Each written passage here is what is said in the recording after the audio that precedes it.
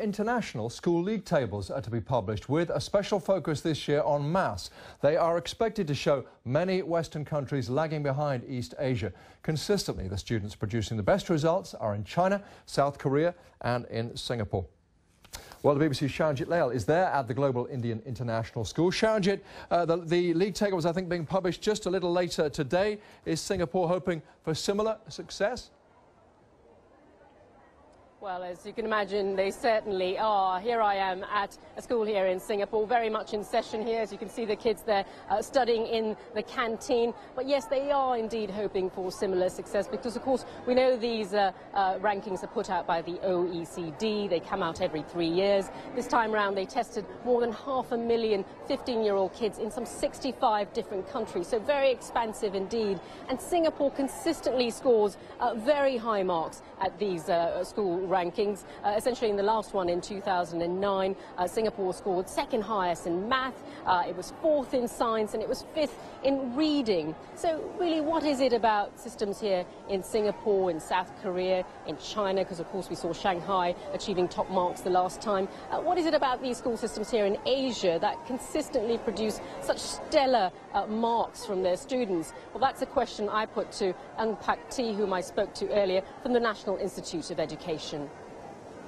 Well, Singapore as a society values education, our government values education, our parents value education. So even during a financial crisis, we did not cut back on education funding. Also, we try to recruit very good teachers and we pay a lot of attention on the continuous professional development of teachers and of school leaders.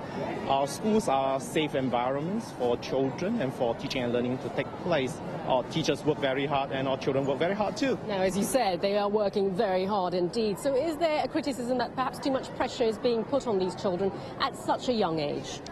Well, this is one of the issues that we are looking into. I think the unhelpful mindset that we are really trying to address is that examination success is the only success at that age and is the pathway to kind of a successful life.